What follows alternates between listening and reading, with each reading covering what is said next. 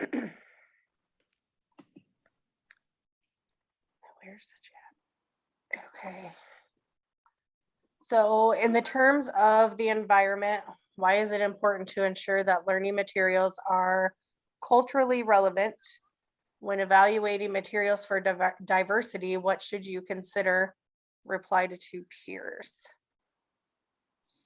I can start. I'm from a different culture. And if I walk into a classroom, like if I think of myself, I'm a child, and I'm walking into a classroom, I see dolls or I see clothes that represent like something from India, I'll be really like, oh my God, this is where I belong. So I think when we include children's culture and their background in our classrooms, we are setting them that message that they belong and it's their classroom, and it's not like a world they don't know. They'll find so many things that they know of. And I think that's really important to give them that thought and that feeling. I'm gonna piggyback off of that, and I agree with all of that. I think it also ties into that idea of having an inclusive classroom that we've talked about in the past, when kids can walk around the class and see things that are culturally represented, for them. Definitely, again, makes them feel included, makes them feel like our classroom is a community and they're part of something, bigger. So I would agree with both of you. Personally, I work at a predominantly white elementary school and middle school. So I find it a little more challenging. And what I strive is to make it inclusive, even though that representation isn't there. So like I try to bring in that representation. So like Black History Month is super important to me personally. And I try to bring in culturally diverse books for my classroom, and we have coloring sheets with different like Black History Month leaders and stuff like that. And like the kids are able to ask me questions, and I kind of bring like that history aspect in without it like being too much and overwhelming for a pre-K mind. So I try to strive for that because at a predominantly white school, they don't get a lot of diversity. So I want to bring that into my own classroom. That is great. And I agree too. Go ahead, I'm sorry. That it's important to be culturally relevant, because I remember when I was working at Bright Horizons in Hyde Park, the whole center was very diverse. We're over in Hyde Park, we're on the University of Chicago campus. So we had kids from Greece, we had kids from Ghana, kids from South Africa, from Taiwan, Japan, South Korea. It was just like everywhere. So it was very important that, we tried to diversify the classroom. We even went so far as we did all about me book for the class, a class all about me. So then everybody got to bring in something where they could talk about, you could see, what their family life was like. And then when they did Chinese New Year, we had parents to bring in different things as well. So you could have the parents contribute, so that way they're talking about a sense of belonging, and they understand like, hey, they really are concerned about my child, and they want to get to know my child. Yeah, I agree with that. Like pretty much what all you guys said, like just trying to make the classroom inclusive and make it as open. I work in, I know what I was saying, but I work in a structured classroom, and so it's like great for sometimes like we do activities for kids to see like just other aspects. So like we might even have like pictures of kids in like wheelchairs or kids with like disabilities, and it's just great to have like even posters or when we do stuff online and like the kids are like picking up people like how to dress them for the weather. It's great to see that. And then we also have a very diverse class. Not all of our kids celebrate Christmas, and some of our kids are Muslim. So we kind of just try to incorporate like just different cultures and make sure like we're being culturally aware, whether we are talking about like Christmas or not, but just kind of talking about like holidays as a whole. So I always say happy holidays because you can't really say Merry Christmas. So we just try to always make sure that we're including and all our kids see each other's. So at my center, we do kind of the same thing. We make sure that we have inclusive posters of different cultures, different disabilities, different books with different main characters. We make sure we have all different types of baby dolls so that if they want any type of baby doll, they can have that. We have different multicultural families that we have like little pop-ups for our kids. And like their playhouse. I think it's really important, especially with us working for a nonprofit and low income families. You have to have accurate representation of everyone. Because you don't know who's going to walk in your door. I don't know if my next student, where their background is, what they look like, where they're from, but making sure that they feel included within the room, because I think that Pooja hit the nail on the head. If they feel that energy, they feel the welcoming, they see something familiar to them. If you go somewhere, that you're not used to, and you can't relate to anything in the restaurant, in the mall, in the store, in the, wherever you go. I kind of am a little more reserved, like, okay, well, I'll look around. Where if I see something, oh, they have this, or, something that I can relate to. It's important that the children feel that way, especially spending all the time with us in the classrooms. I think that it's crazy important. That's my sense on that. But I think for materials, for diversity, I think that it should be in every aspect. I think that whether or not you have primarily Asian, primarily Black, white, Latino, Hispanic, it doesn't matter. You need that accurate representation so that the children that are coming into your care do feel that. And I mean, like posters around the room. We had a little boy from the district wheel down to show these babies his wheelchair. When I say these children looked at him sideways, they had no idea what was going on. They had never seen a wheelchair. They don't have the speech to ask the questions, but you could see their little minds turning. So then we had to get some pictures. We had to get some dolls, like to show and to represent what they will see in the world, so that when they see something that they're not used to, or you know what I mean, just so that everything is represented in the classroom that's represented in the real world. Perfect answer. And I would agree with all of you. Especially when you talk about the materials. Something I try to do before I get new students in my room. I really try to get all the information that I can on the families, so that way I can be prepared when they come in. So the little boy that I'm getting, I went to languagelizard.com and I was able to get some books that are specifically in his language and in English, both. In our dramatic play, we have lots of different multicultural dolls. We have the dress up clothes. We have the different foods. We have the pictures around the classroom. Even though I don't have any deaf children in my room, we do a lot of activities where I will use sign language with the children. Majority of my children know the ABCs in sign language. Just because we have some children who they choose, well, I don't even know if I want to say they choose to be nonverbal, but they don't have the ability to have a back and forth conversation with you.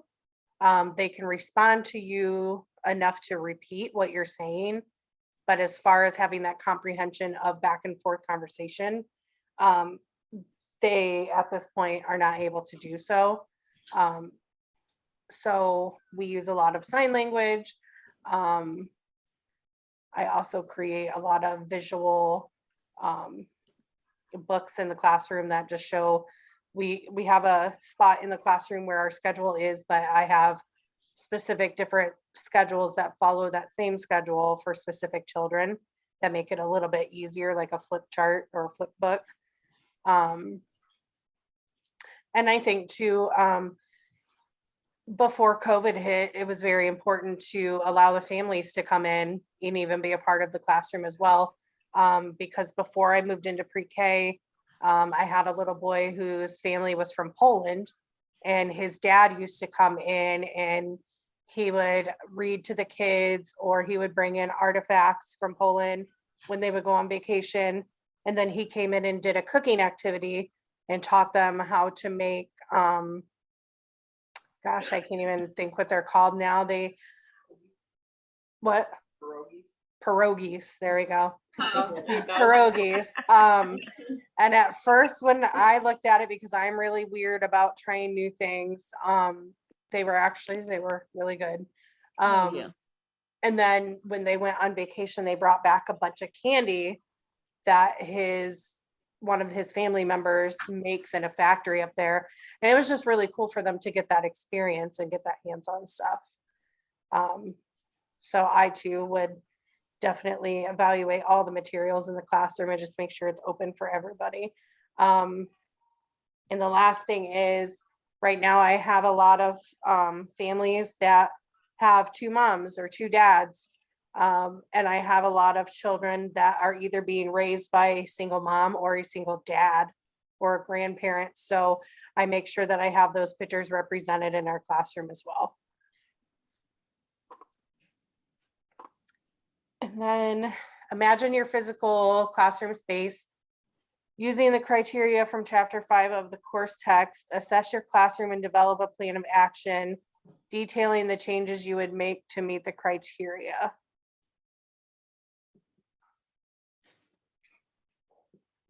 So for me, I took a look around my classroom today, and although I have posters up and some books and baby dolls, I still don't feel like it's an accurate representation, like of all the children to feel inclusive.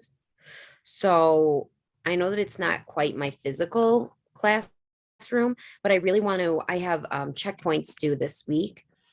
So I want to involve families to make sure that they are feeling seen, right? I want to ask them if they want to include any of their own culture into the classroom, if they want to bring in something and explain it to the children, like, you know, kind of like my children, a lot of them are nonverbal, but the parents could almost bring in a show and tell type deal and show why it's important and add it. And if they feel, you know, not obligated, but if they feel like they would like to, leave it for the day for the children to explore it, for the children to, you know, I think that adding those pieces into the classroom really give it a homey feel instead of, especially with COVID, everything feels very sterile in my room these days. So I think adding a touch of home would just help. So. Yeah, we just recently, over this last week, we were just closed down for COVID again. My morning class has been closed down 3 times in the last month and a half for COVID. Oh, wow. And our classroom space was just not, it just didn't have a flow to it, and it just didn't feel like it worked well. And it almost felt like there was too much in the classroom. So very overcrowded. It's not cluttered, but yet it gave you that clutter feeling just because there was so much. We just moved it around Thursday and Friday. And when the kids came in on Monday, it flows so much better. Everything just kind of works together.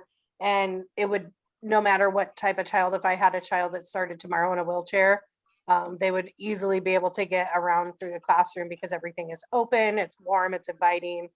And again, like you just said, making the classroom feel more homey. I think that's very important to do, because I think sometimes you can walk into a classroom and it just feels very, gives you the feeling of kind of like you get when you go to like a doctor's office, or that systematic feel. And then develop a plan of detailing the changes. So in the future, if I was to come up with a plan of action to make changes, I would just make sure that if my room hit a spot where it wasn't flowing anymore, I would just kind of look and see what the areas that are not working, and then come up with a plan with everybody and just move the classroom again. Chapter 5, when I was reading, talks a lot about the physical space, like how everything is put around in the classroom. And when I read that and when I looked at the classroom around me, I didn't find that quiet space or the quiet spot where, if somebody's having a meltdown or if somebody needs a calm corner, I didn't see any of those corners. So if I have to change something, I get to change something, I would definitely want a quiet corner with bean bags or some those ball chairs, that if you need that, you should have that in the classroom. And I also noticed that, so we are doing roads unit from creative curriculum, and all the books displayed around the classroom was all about roads. I would definitely want to see more diverse books there, like, pink is for boys, or any kind of, like, not just roads.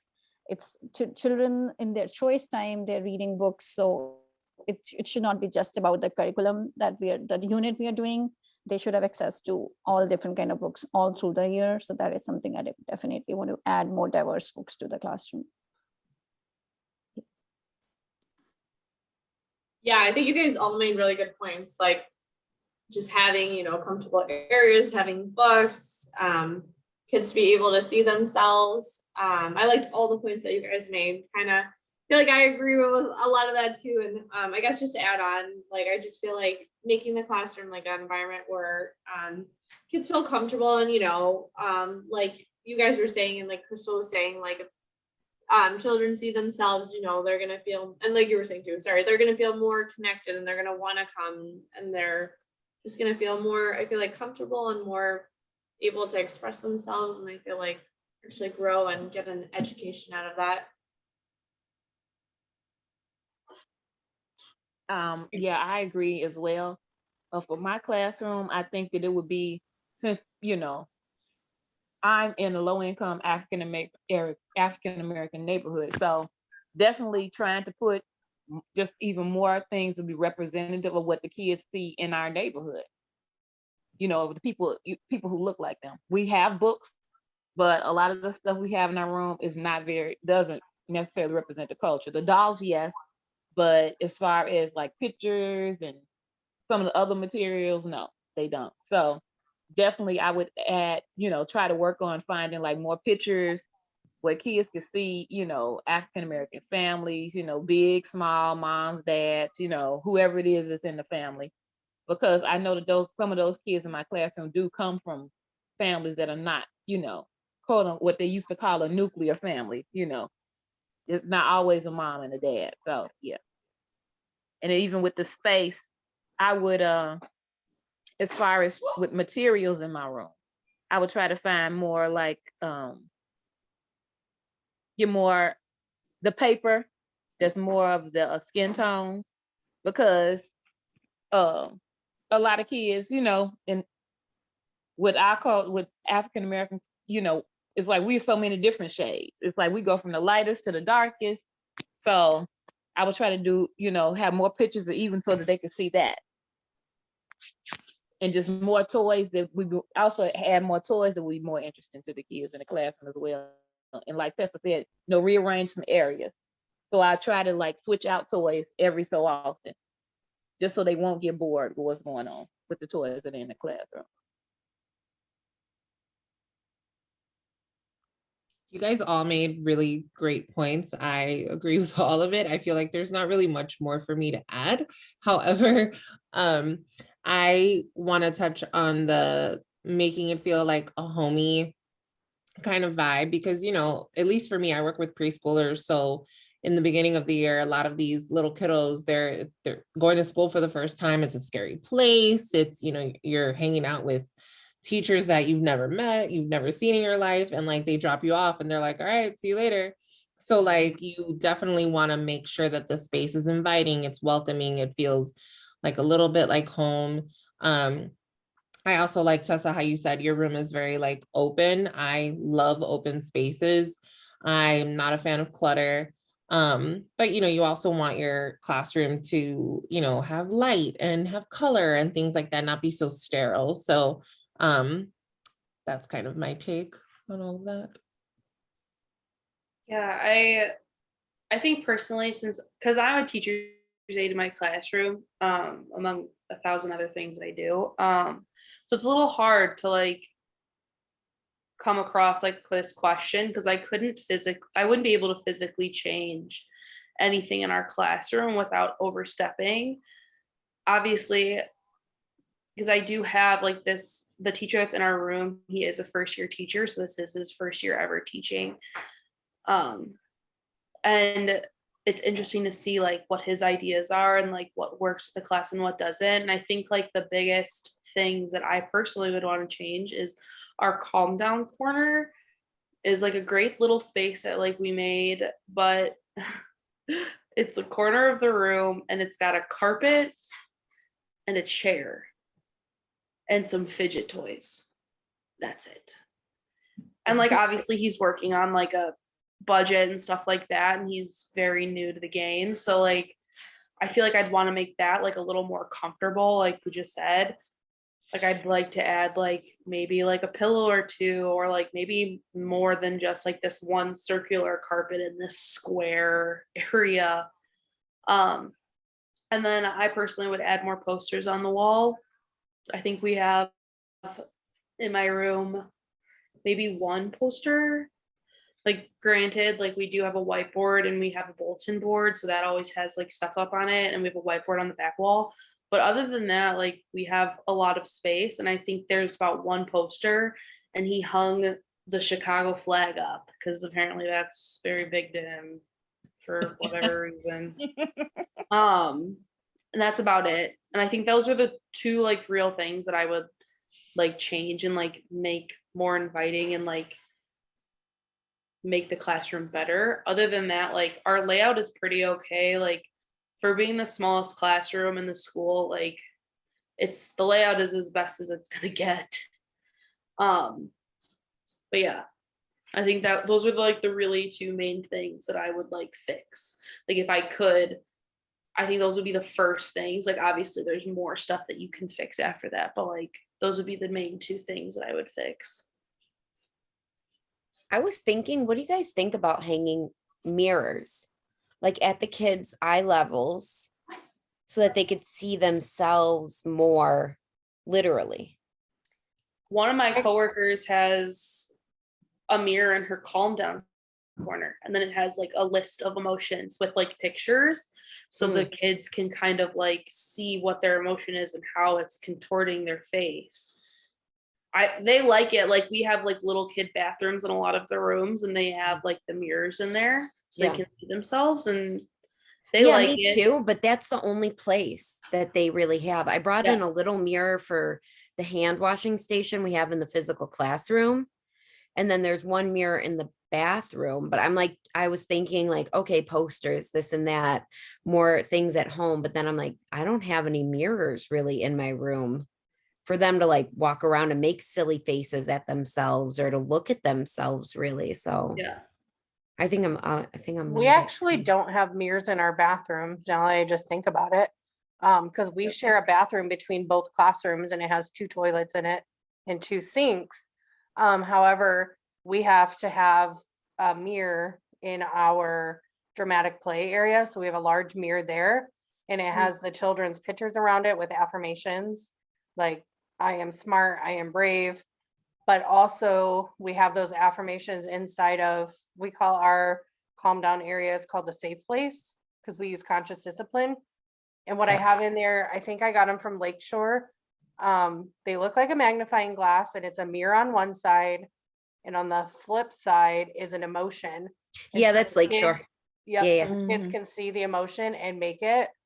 And then our safe area it's a cube with 3 circle cutout holes with a mat on the inside, and we have weighted animals in there, fidget toys, pillows, and then the top, it looks like the sky, so it's kind of see-through with clouds.